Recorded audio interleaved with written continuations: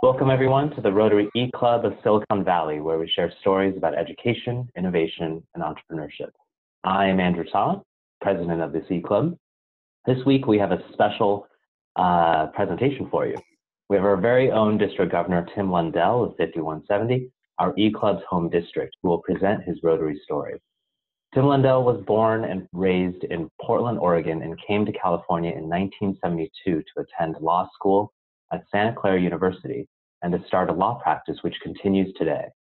Community service through sports, schools, local government, and now Rotary have always been a huge part for Tim, a part of his life for Tim and his wife, Penelope O'Neill.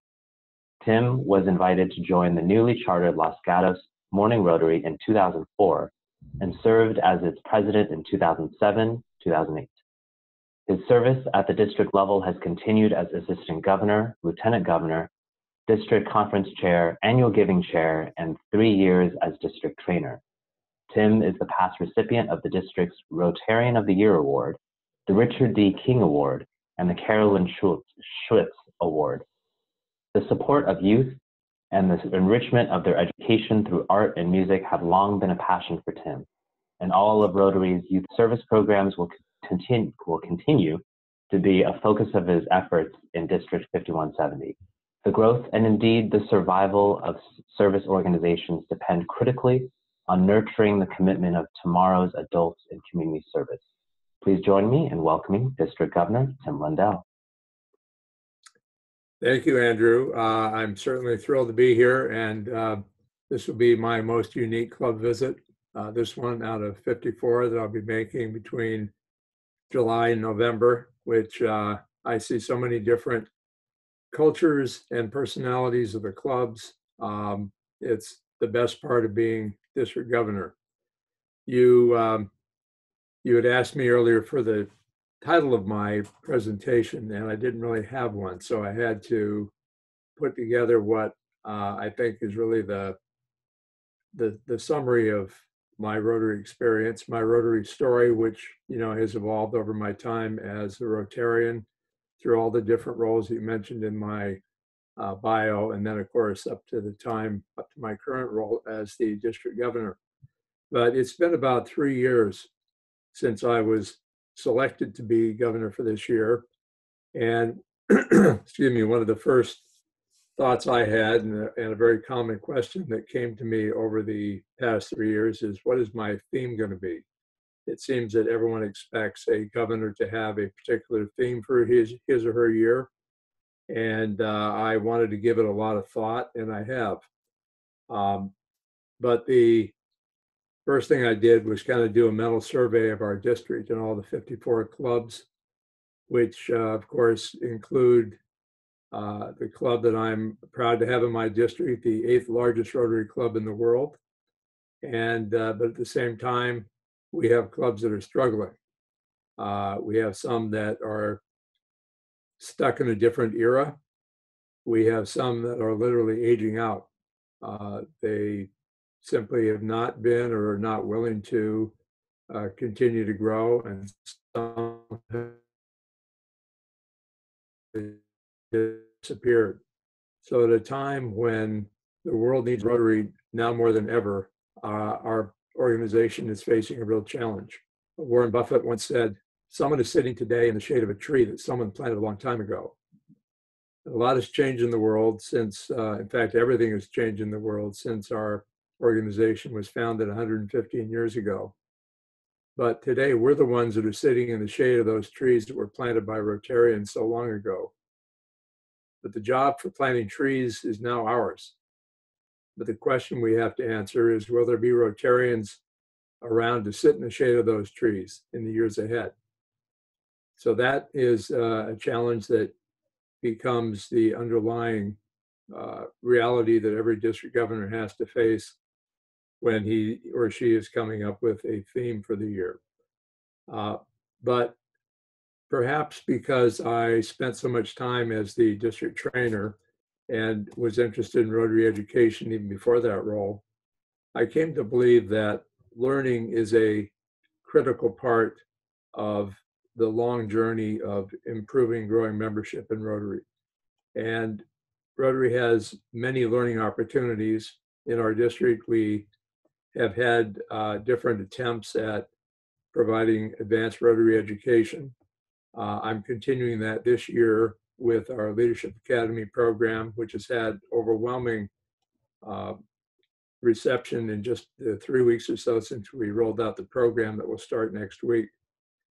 And that's very encouraging to me because, in my view, learning more about Rotary, what it does, how it does it, where it does it, and learning about the people in the organization is a foundation for leadership. I'm happy. Oh, Papa, that's Papa and Jesus. all right. That's them. I take a moment to celebrate our victory in potty training. Come on, Thank you, sweetie. give Bumper Okay. a kiss. Say Bumper goodbye to kiss. everybody. Say bye-bye. Goodbye. Okay, now go with Okay, Mimi. come on with me. This is we're babysitting for my son and his wife while they're in Europe traveling. And this has been our assignment, was to complete potty training with our 2.5-year-old before they got back. So I apologize for the interruption, but it's a great moment. Anyway, I was speaking about learning being the foundation for the next leg of what I believe is the most critical path in Rotary, and that is leadership. By definition, every Rotarian is a leader. We are an organization of community leaders. Some take that very literally and step to the front to find a group that will follow them in some adventure. Many are not so confident about their leadership skills. But learning is a foundation for developing that confidence. And leadership is so critical to spreading our message, to finding that message available in different venues, in the places we work, in our schools, in our other social and community organizations. The leadership that Rotarians can provide is a real attraction to getting more information out about our organization. It's amazing how many people still in the world don't know about Rotary, or if they know about it, they have misimpressions about it. Certainly the innovations that are being developed in Rotary clubs worldwide, including this club, provide many more opportunities to work around the classic perception that Rotary is a group of old white men that meet for lunch and have a few drinks. There are clubs that are still like that, but very quickly new ideas and concepts are being developed that have in their foundation the leadership of individuals like the founders of this club to say, we can find a different way and we can get our word out through different mediums and to have people get together in different ways to find out what Rotary can do and to participate in taking action to do those things. So those were the things that I had come up with through the first couple of years of my preparation for being governor. But when I went to the International Assembly in San Diego in January, which is the gathering of all 534 district governors-elect from every district in the world, speaking 8 different languages and having many, many different and diverse ideas about how Rotary serves their particular communities. And we sat in the auditorium and watched as our incoming Rotary International President, Barry Rassin, came on stage to unveil and talk about his theme for the year. And when the curtain went up and we saw the graphic, the wave that represents his home country of the Bahamas and his message, be the inspiration, I knew that my theme was really now complete. Learning, leadership, and inspiration, those 3 working in tandem are really the path forward for Rotary. And inspiration is really the most important one of those. In his presentation, President Barry quoted the French author Antoine de Saint-Exupéry, who said, if you want to build a boat, don't begin by gathering materials or cutting boards or giving tasks. You begin by awakening in the souls of your workers a longing for the vast and boundless sea. And that is really our job as Rotarians, is to awaken in the souls of everyone we come in contact with the power of service, the power of being aware of what's going on in the world and what the needs are, and the power to make the changes that can save lives and certainly affect many millions. So my Rotary story is about how I got through that journey of deciding what theme I wanted to present during this year. But my real Rotary story, and this is my very personal one that goes back to my beginning as a Rotarian 15 years ago. It's 13 words that I think of all the time and tell people about. And that was, I joined Rotary for business and fellowship. I stayed to change the world. And I hope all of you can take that message to heart, understand how you can evolve through learning, in developing your leadership skills, in finding a way to inspire the people that you come in contact with, and let them know that they can be part of this magnificent effort to change the world, bit by bit, meeting by meeting, Zoom conference by Zoom conference, in all the different ways that we connect. I thank you very much for giving me this opportunity to talk today, and I'm happy to answer any questions.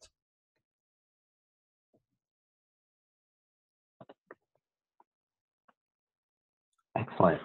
Thank you so much. So I'll start off the Q&A with a question, and I'll open it up to other members on the call to see if they have any of their own. But first off, I'd like to introduce some of our, oh, yes.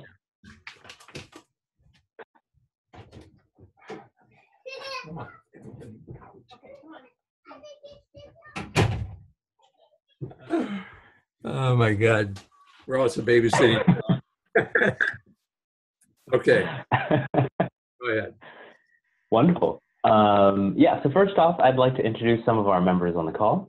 All right. From my left, as I see it, we have Rushton, Faheen, and Tina from California, and Raquel and Carlos from different areas in Mexico. Hello. So I'll kick off the Q&A with a question, and I'll open it up to our other members. So for some of our newer Rotarians, and I am including myself in this group, what is a district trainer? Well, the district trainer's responsibility is to develop education programs that range from what we can do to train members within each club through a program I developed for club trainers, which is to have an individual in each club that would, and it could be someone that may be a future president, for example, that it's part of the learning curve for president-elect, or it could be a past president, but someone that knows quite a bit about Rotary and knows people out beyond the club that can provide information that they can share with the club in the role of club trainer. But beyond that, we organize the 3 primary district-wide training programs each year. The Avenues of Service program, which is coming up this year for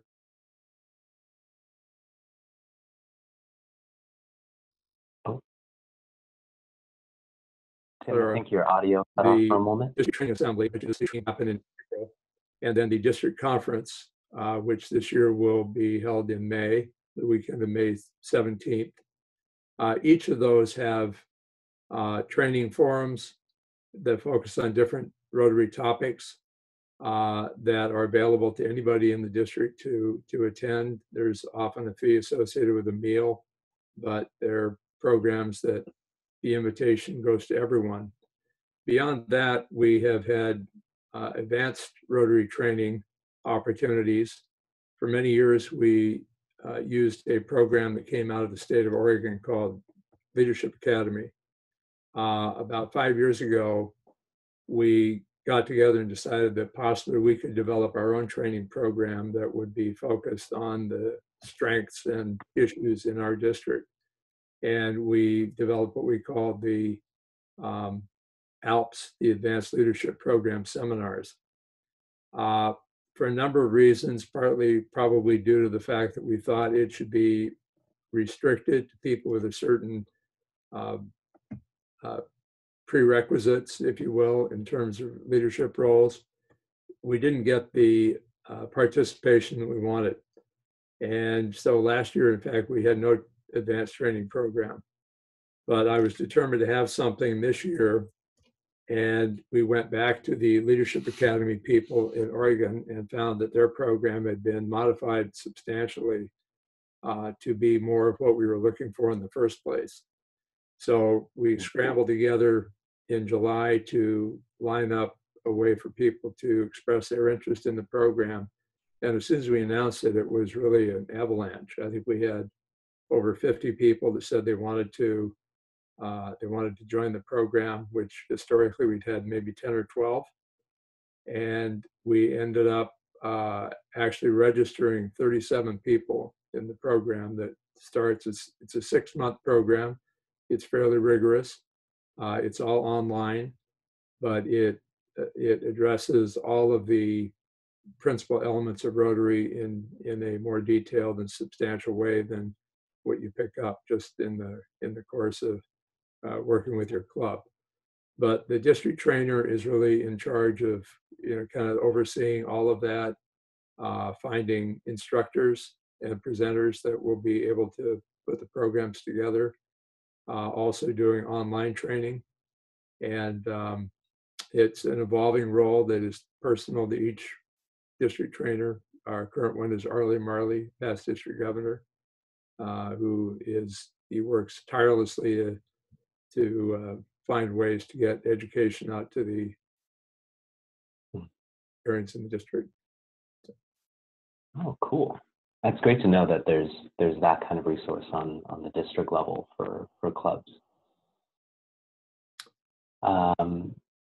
Anyone else? We can make our rounds, or we can do. I like how Farheen has opted for the raised hand method, so we'll go with that. Farheen. Perfect. Hi, Tim. Thanks so much for your presentation. My name is Farheen, and I too, like Andrew, I'm a new Rotary member. I joined maybe a few years ago, if that.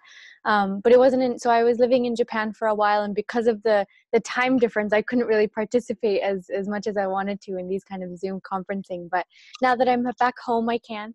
But my question for you is, it's pretty simple. But how many Rotary clubs are in our district? I'm not even sure. Like, what's the cutoff of our district?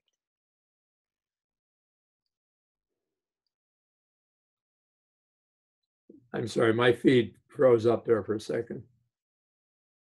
Should I say my question again? Yes, please. Okay. So I was just wondering, really simple question. What clubs are in our district? Well, we have 54 clubs, including this one. And the geographical area ranges from Oakland in the north down to San Juan Bautista and Hollister in the south. It includes clubs up in the East Bay, up as far as generally Pleasanton and Dublin, Livermore area. We go up to Palo Alto on the peninsula and over to Santa Cruz on the coast. So it's all of Santa Clara, San Benito, Alameda, and Alameda, Santa Clara, San Benito, and Santa Cruz counties. Wow, so that's a lot of counties and a lot of clubs. Have you been to all of them? Well, one of the duties of a district governor, this is from the manual from Rotary, is I have to make a personal visit to every club during my year. And it makes little sense to be visiting a club for the first time in May when the year is almost over.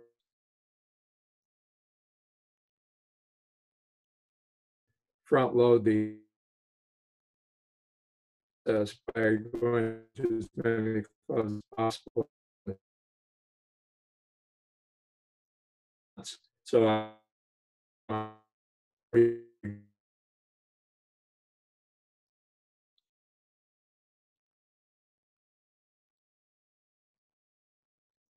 Tim, you're frozen.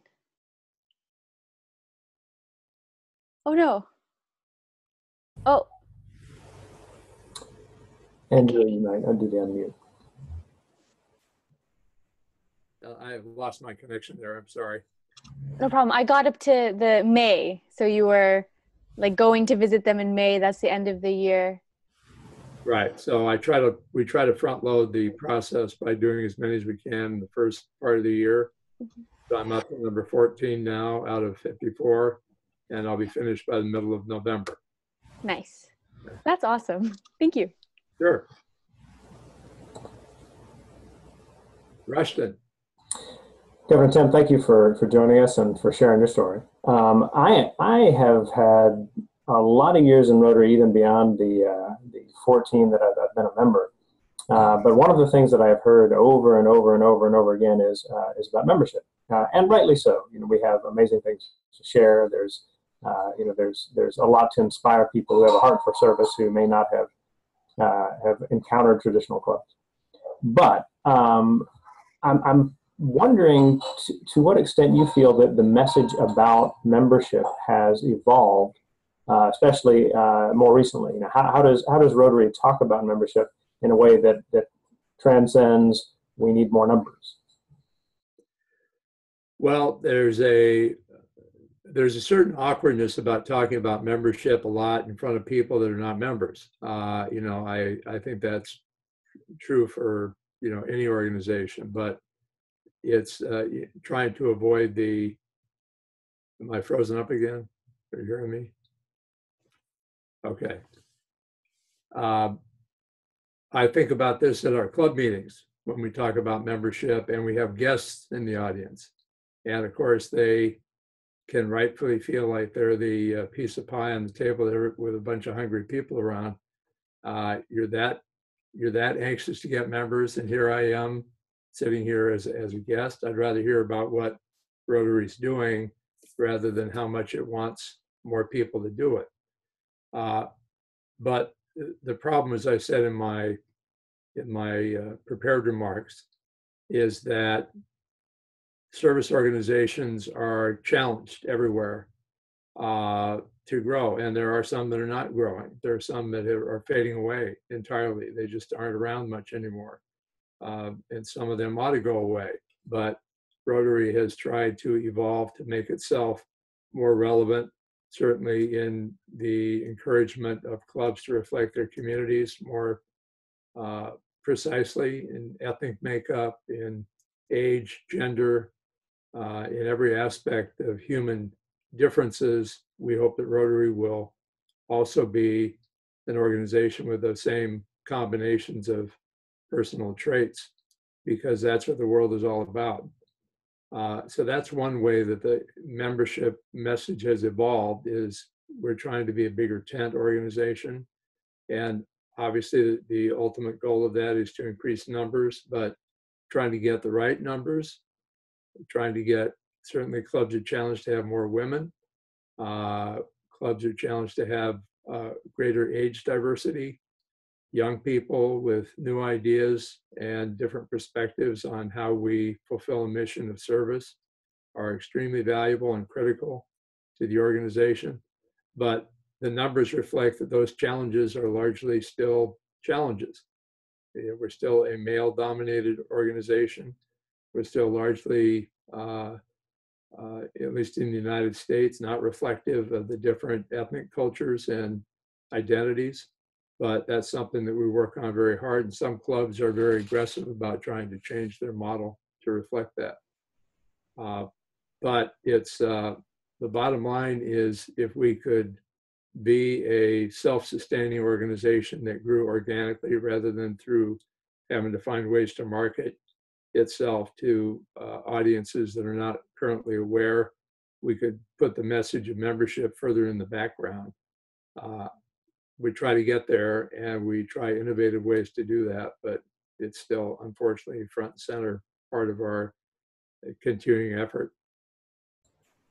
Well, it's certainly our hope to provide a new avenue for people who have a heart for service, who may have found that something about their work schedule or health or something has kept them from being able to be part of traditional clubs, as well as to provide that service to Rotarians everywhere, that anyone can be a 100% attendee now, right? It's that easy to make up with clubs like ours.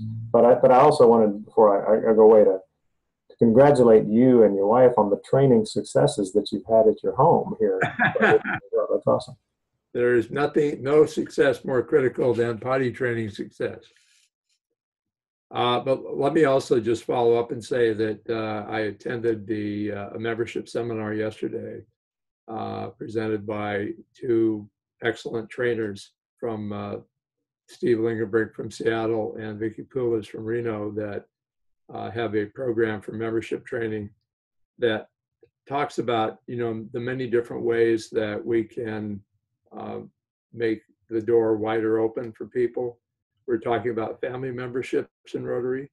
We're talking about making sure that families become part of the introduction to Rotary, whether it's the Interact Kids involving their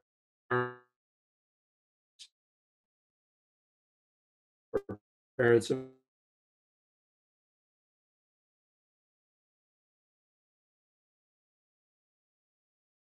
kids in service projects. Many of them are going to be with the Red Cross, that will involve our cross participation in some of their projects and them participating in some of ours, with the hope that we both find ways to add membership, or at least membership interest, in both organizations. So it's largely it's innovation that is the key to making it work for everyone.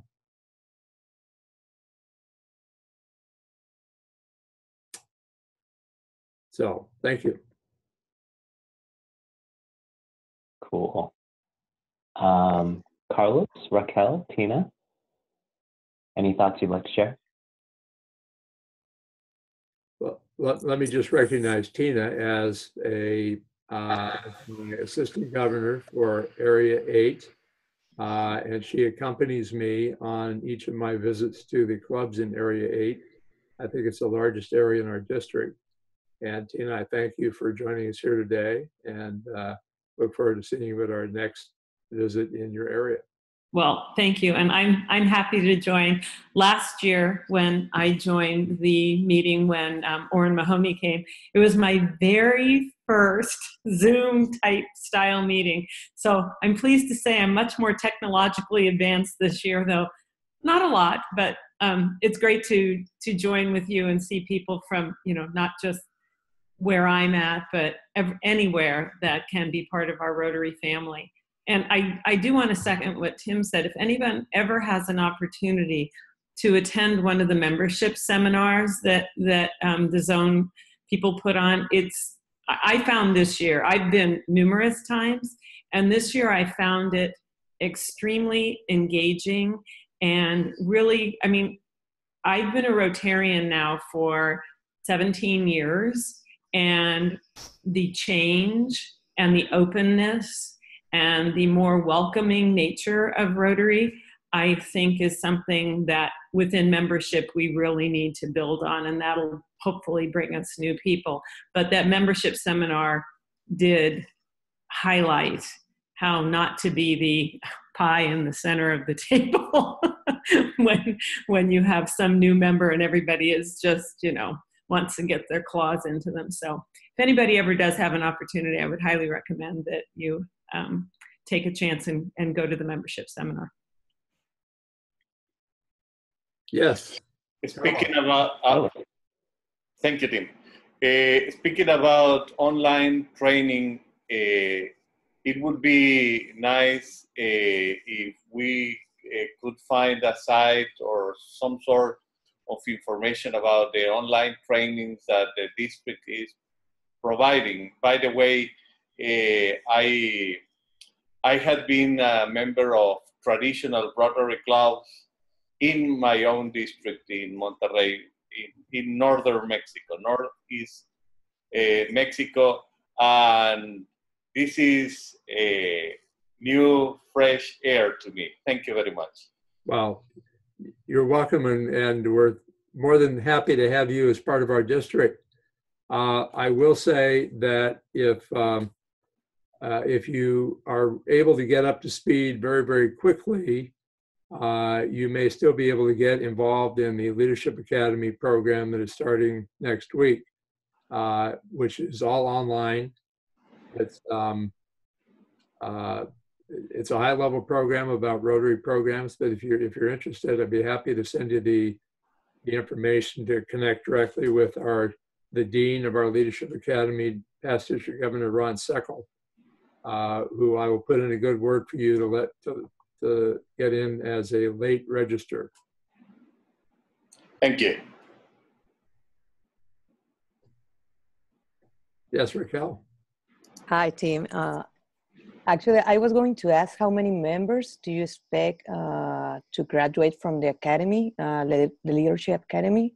But I think you said that we were 37 right now. That's correct. That was my last count as of 2 days ago, which is far beyond what we expected, especially with a program that we didn't really have much of an advance announcement about. We put together the flyer and the information, got it on the website, and I sent out a letter to each of actually I sent a letter to every Rotarian in the district, I think, talking about it. And when we put the list together, the people that expressed interest, the amazing thing about it was most of the people that wanted to do it were newer Rotarians. These were not so much the, kind of the recycled past club presidents and so on. These were largely people that have been in Rotary for less than a couple of years that very, very anxious to learn more about it. So we were very encouraged by that. Yes, I'm hoping to go to the Rotary Institute in Reno in November. But oh, good, excellent. Yeah. Who have you talked to about that? No, I just want to come? Yeah. Okay. Well, we have a program. Now they change it all the time. It used to be called Future Rotary Leaders. Now this year it's being called I can't even think of the name, but each district can designate several people to get part of their expenses paid and to go and participate in the leadership training programs at the Zone Institute for 4 days, for 3 days, I guess it is. And if we're actually meeting tomorrow to talk about who we're going to send this year from our district, but if you're interested in that, send me an email. And you may not be able to get in this year, but I'm happy to consider you for our next year's class. Yeah, thank you very much. Sure.